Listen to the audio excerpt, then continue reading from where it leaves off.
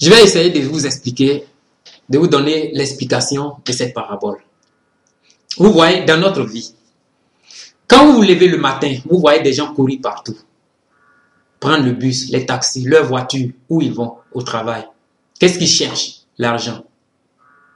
L'argent, dans cette vie, est devenu le premier ami de l'homme. L'ami intime de l'homme. Avec l'argent que nous cherchons, nous pouvons tout acheter.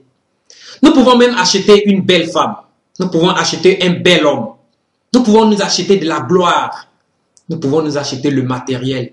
Tout ce qu'il faut. Nous pouvons nous acheter la beauté. Nous pouvons acheter tout ce que nous voulons. Avec l'argent. Sans argent, c'est difficile de vivre. Même nous qui sommes chrétiens.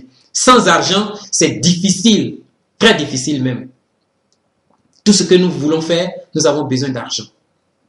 L'argent est devenu l'ami préféré de l'être humain.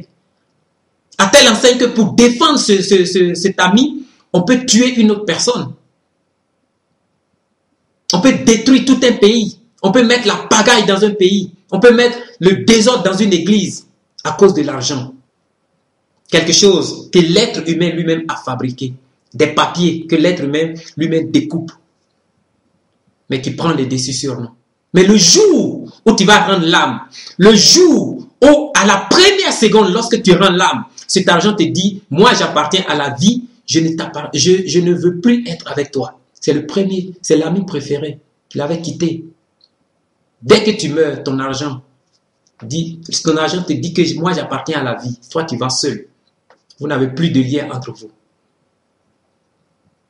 Est-ce que tu vas continuer d'aimer l'argent qui ne va t'accompagner nulle part lorsque tu vas quitter cette terre? Le deuxième ami, c'est celui qui l'accompagne jusqu'à la porte de la justice.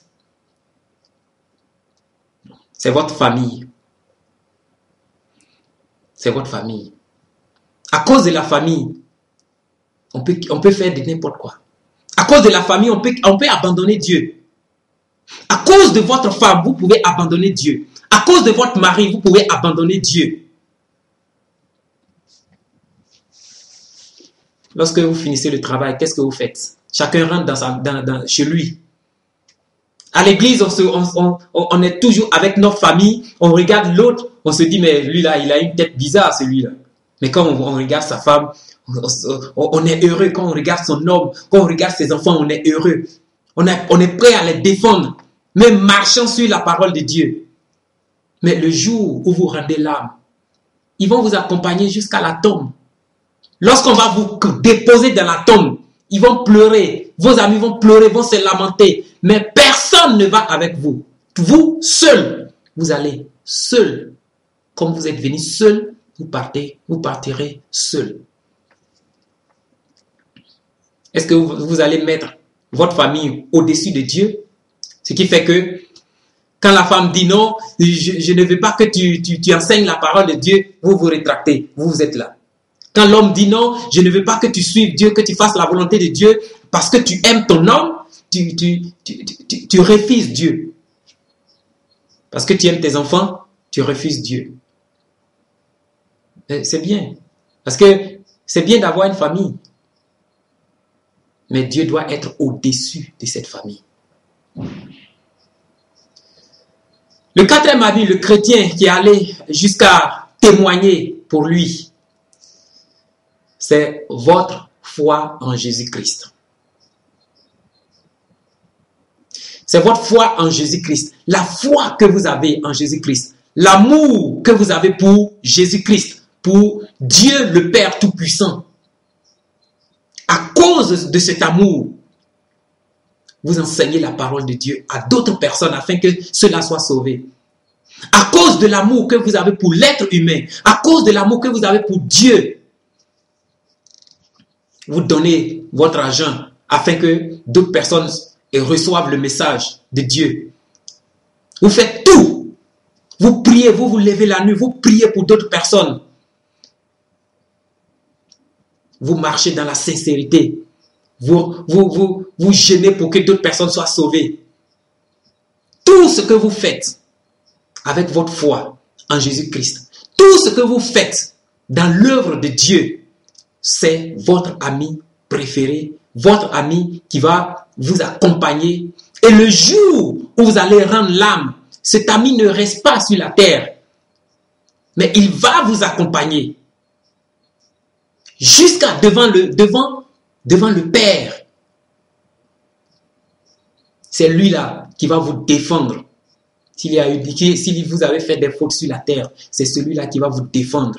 C'est celui-là qui va vous défendre avec un amour pur. Vous voyez, très important. Dans la vie, il faut savoir choisir. La vie ne se limite pas seulement à l'argent. La vie ne se limite pas seulement à la famille. Mais la vie est au-delà de l'argent. Ce n'est pas Dieu qui a créé l'argent. Dieu a créé la famille.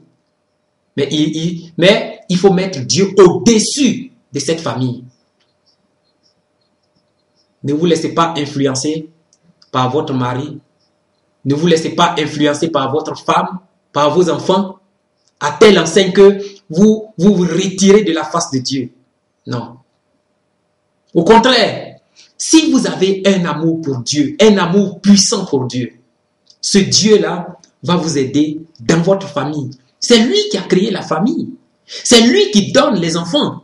C'est lui qui sait qu'est-ce qui est caché dans le cœur de ses enfants. Qu'est-ce qui est caché dans le cœur de ton mari? Ce qui est caché dans le cœur de ta femme. Et il sait comment régler tous les problèmes de la famille. Si vous allez vers lui. Si vous le mettez à la première position.